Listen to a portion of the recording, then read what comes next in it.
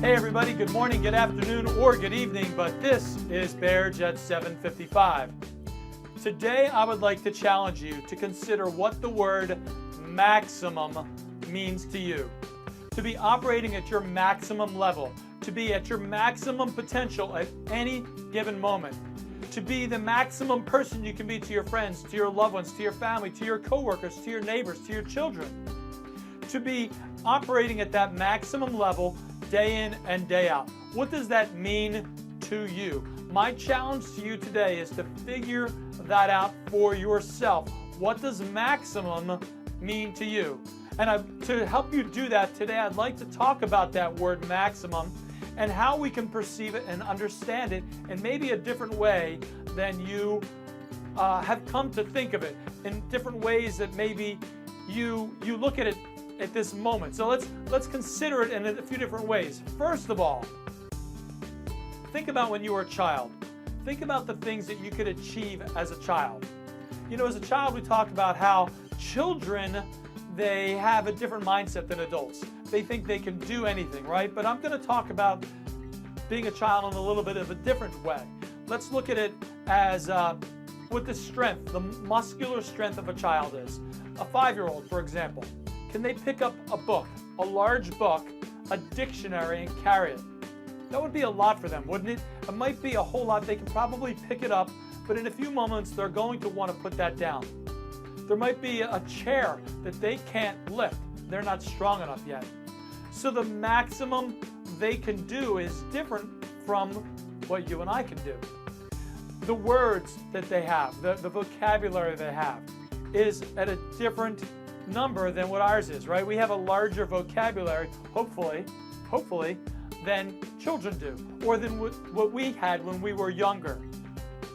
The maximum capacity of ourselves has expanded as we've gotten older, in some areas, but not in all areas.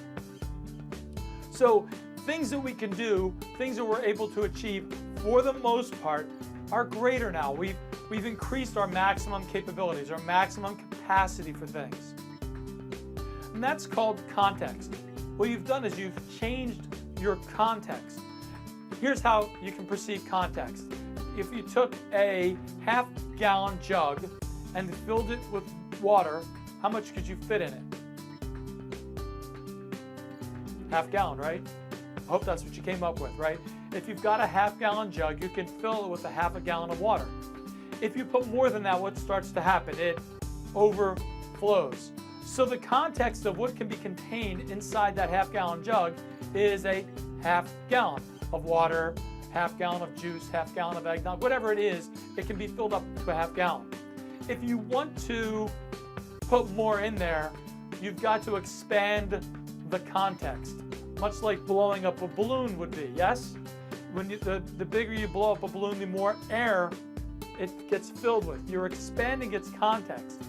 And to achieve your maximum capacity on any given day, you've got to continually expand your context so that you can fill it with more content.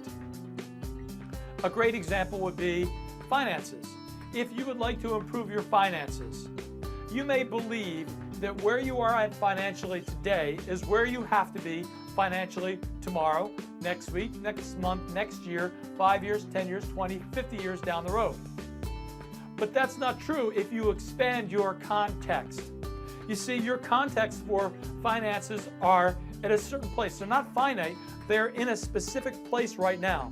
But if you change where that is, if you educate yourself and you learn, you can expand your context and thus have the maximum capacity that you can operate your finances at, be improved, be greater, go off the charts. What about exercise? You know, the first day you exercise is always one of the toughest days, right? Actually, maybe the second or third day is a little tougher than the first day because your muscles feel it, right? That's what happens. Our muscles say, hey, wait a second, you exercised. We're letting you know that you exercised. So your maximum capacity for strength, for endurance, is here when you begin. But as you work out and exercise on a daily basis consistently over time, that maximum capacity increases and you can do more. Did you know, many people know what a marathon is. They're the elite runners in the world, right? 26.2 miles, that's a long way. That's a little bit more than a quarter of the distance of 100 miles. 100 miles would be ridiculous, but did you know that there are humans who run 100 miles? Not only do they run 100 miles, they run 100 miles uphill.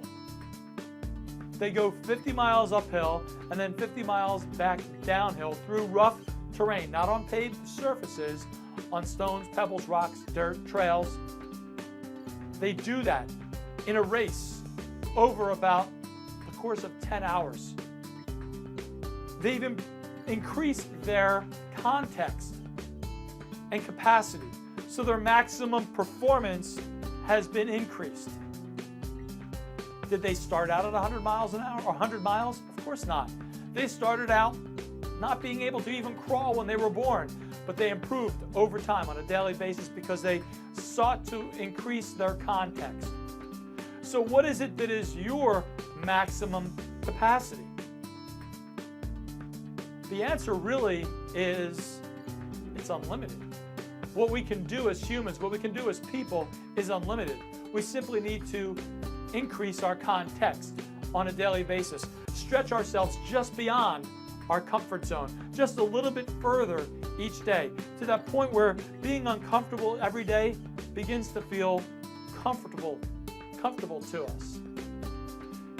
I'll say that again.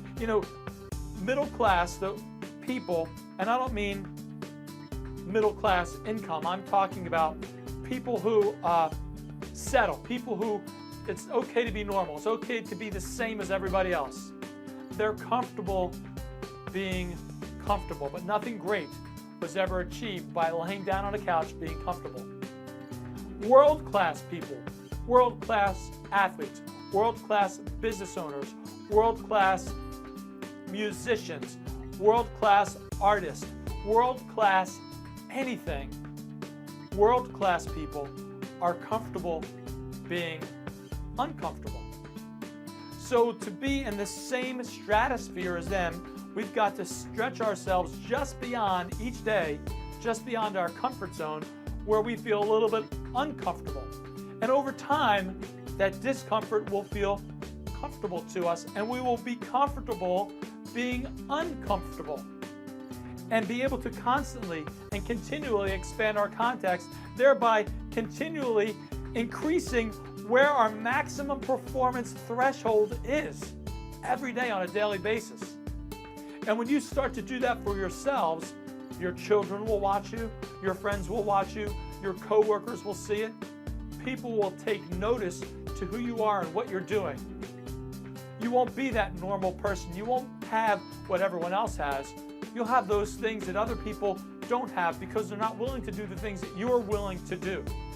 So are you operating at your maximum capacity? My challenge to you today is in the comment section below, in that Facebook comment section below, write down 3 things, 3 ways that you can start to operate on a daily basis at your maximum capacity. What are 3 things you can do to change the way you go about your daily business so you can operate at your maximum capacity? I don't think most of us don't. I know that I don't operate at my maximum capacity on a daily basis. I want to, I strive to, that's my goal, but I know I don't. It's not the easiest thing to do. It takes a lot of effort every day because, listen, when we wake up, when we show up each day, we don't always feel like our best selves, but we have to make ourselves, push ourselves, force ourselves many times to just simply act that way so that we can get the most out of the day each and every day. So what are 3 things you're going to do to begin to push yourself to perform at your maximum level, at your maximum potential? What are they? Put them in the comments section below. That's my message for today. Remember, like bathing, motivation doesn't last. That's why we recommend both every single day. This is Bear Jahanian saying thanks for joining us, and we'll see you again next time. Have a greater day, everyone.